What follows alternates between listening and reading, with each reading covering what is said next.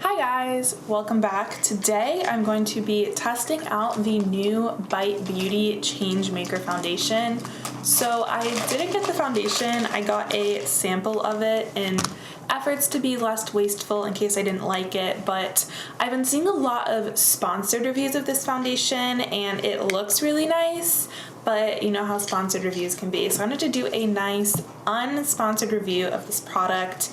This retails for $39.50, which is pretty pricey, especially for me. I'm someone who does really like affordable foundations and makeup in general. And I'm just going to read the claims. So it is a clean, long-wearing foundation with gentle micellar technology that mimics skin texture for a natural, flawless finish. It is medium coverage. It claims it's for every skin type. And the what else you need to know says, make the change to clean and high performance. This creamy, long-wearing foundation perfects your skin with buildable medium coverage. The secret, Bite Beauty uses antioxidant-rich superfood maqui berry and gentle micellar technology that works with and feels good on your skin, even if you are sensitive. So I do actually have a little bit of breakout action going on today. Nothing too crazy, but my forehead and my nose have been breaking out a little bit. No idea why. So we get to actually test how this coverage works. If you're new here, I'd love to have you subscribe, and I'm just gonna get started. So they're really trying to sell this as you need to use their primer for it to work really well. I don't buy that, and I also don't like to test out foundations with primer. The first time that I try them out, I'm gonna do 2 wear tests of it so we can get the whole tea. But right now, I just did my normal skincare routine today, and I'm gonna put this on right on top. I picked shade L30. The shade range does look pretty good, like pretty much always. It could be deeper. It's pretty like thick. It's almost like moussey kind of. So I'm gonna do one side brush, one side sponge. This is how much I have on my hand. I'm just gonna kind of dot this. This left side of my face is gonna be the brush side. And this is an AOA Studio Kabuki brush. That is their dupe for the Sigma F80.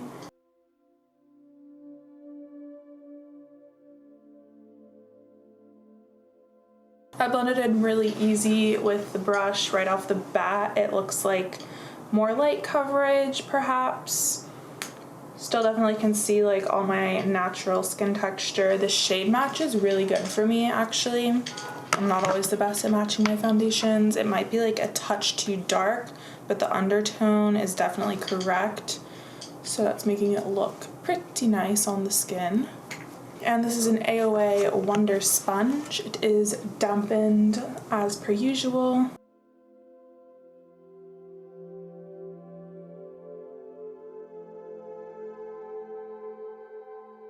So this is up a little closer. Definitely would call this more of light coverage right off the bat. Definitely can still see like the redness of all my pimples and everything, but it did kind of smooth over my pores. It really is a skin-like finish. I would hope so, with like the lightness of coverage for it.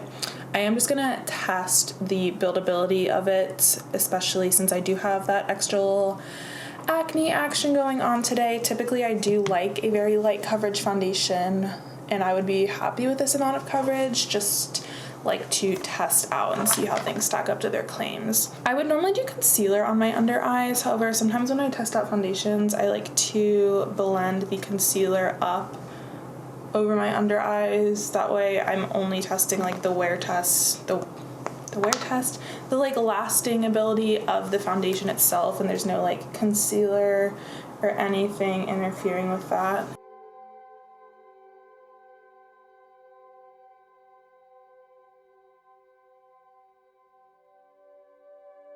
Still not fully covering what's going on up here. My nose looks pretty covered. My cheek area looks pretty covered. I like how this looks on the under eye. It does give like a nice little smoothing effect. I kind of want to add just a touch more to the forehead. I know we're being a little extra right now, but okay, that was a little bit. Put some on my nose pimple area.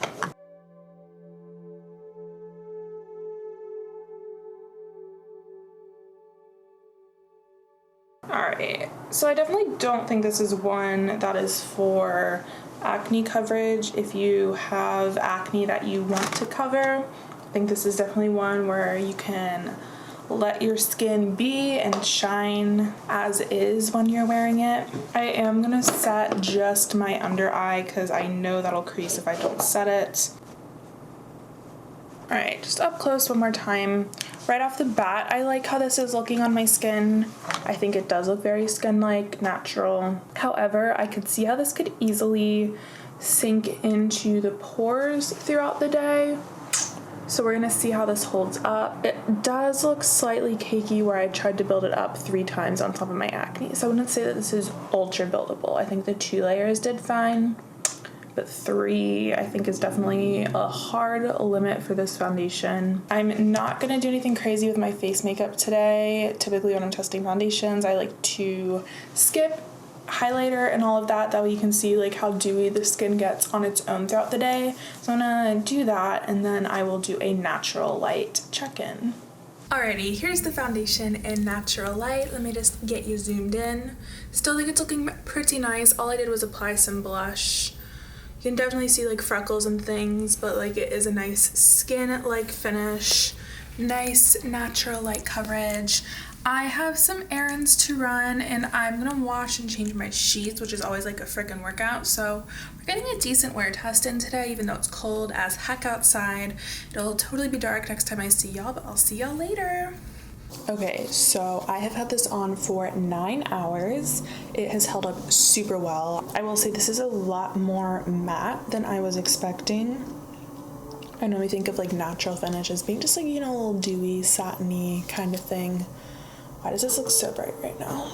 Like my T-zone is barely shiny and that normally gets pretty shiny throughout the day, even though the rest of my skin is super dry. So this is up close. You can see how everything's held up. This has not settled into my pores like I kind of thought it was going to. It does kind of emphasize, like I think I'm getting like a wrinkle right here and I feel like I'm too young for that to be my life, but like there's definitely a little moment going on right there. Settled into my nose crease a little bit. Wore off where I always mess with my nose ring, but that's like my own fault. I mean, like even the under eye held up really nicely. Like it settled in a little bit in that normal spot. I'm pretty impressed with how this held up actually and like how it looked throughout the day, and it feels really comfortable and lightweight on the skin.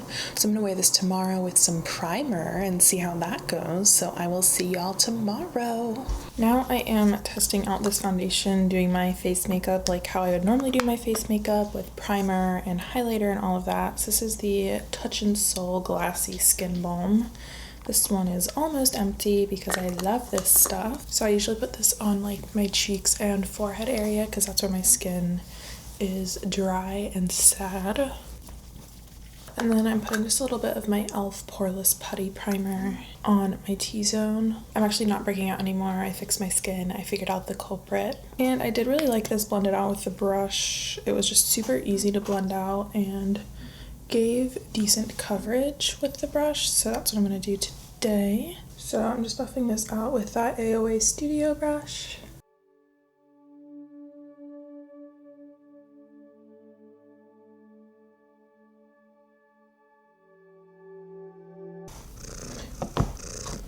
We now have cat ASMR sounds. I'm just going to add a little bit more to the cheeks because they're looking pretty red today, and just a touch more up on my forehead as well.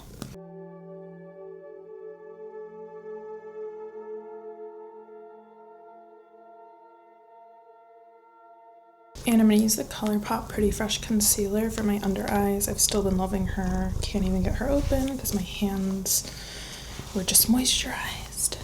So I'm just putting a dot of that on each of my under eye areas and up on this one remaining pimple that doesn't want to go away.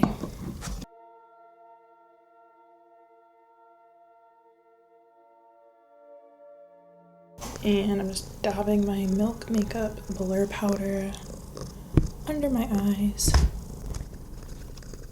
That's a really pretty combination. My skin looks really, like, not super dewy, but not really matte right now, and I think that's due to the glossy skin balm. This still isn't covered, but we're just gonna accept it for what it is. Still still have some freckles shining through and everything, which is nice. I'm gonna do some ColourPop Flexitarian.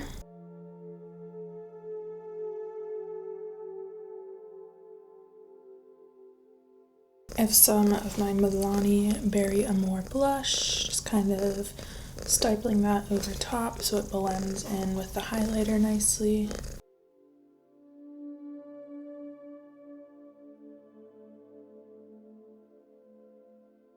And just a little bit of this Pixie Glow Cake bronzer. I love this bronzer.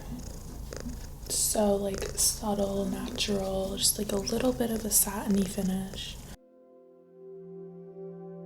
And I'm just gonna add some mascara and brows. I don't feel like doing eyeshadow today. Alright, so this is all up close. Again, you can see everything that's going on. We do look pretty nice, like average amount of dewy. I don't think we look overly dewy. I'm not gonna do a full wear test today because that's just not in the cards for me, and we did a pretty long one yesterday and it held up really nicely, but I'm gonna run some errands and then I'll pop back in so you can see how these all kind of mesh together throughout the day. Alright, just another up close. You can see how this is kind of held up throughout the day. I've only had this on for like maybe 4 hours. Like I said, not a full wear test, but it's still holding up really nicely over top of the primer as well. It's not looking as matte. Weirdly, I'm actually kind of thinking I liked it better on my nose without the e.l.f. Poreless Putty Primer, but I'll let you take a look and come to your own decision on that one. Overall, I am honestly really pleasantly surprised with how this performed and how this looks on the skin. I know a lot of times when stuff is super heavily sponsored, it's just like not as good as people are making it out to be because everyone's being paid to say that they like it, but I do actually think this is a really good product. I don't agree with the claim that this is medium coverage. I definitely think this is a light coverage foundation that can be built up to medium coverage, but I think if you're someone that wants it to be medium buildable to full coverage, you're definitely not gonna like this. I could see this being one that I really like in the summertime because it is more of a sort of matte finish and it held up super nicely throughout the day, and like my nose didn't get oily or anything. I don't tend to reach for matte foundations quite so much in the winter time, and this isn't like a true matte. I would call this maybe like a demi matte finish, and it can be pushed to be a little more glossy, dewy with products like highlighter and a more hydrating primer as well. So I feel like if you wanted it to be super matte because you have really oily skin, you could also get it to do that as well. This definitely feels really versatile and it feels super lightweight on the skin. Sometimes foundations can feel really heavy on the skin throughout the day, and like this isn't one where I really feel like I have anything on my face at all, so that's really nice. So yeah, really pleasantly surprised about this. If you have any other questions about it, I'm more than happy to answer them. I hope this was helpful for you to see. If you enjoyed this foundation review, I will leave my foundation playlist linked so you can check out some of my other foundation reviews as well. But thank you so much for watching, and I will see you in my next video. Bye guys.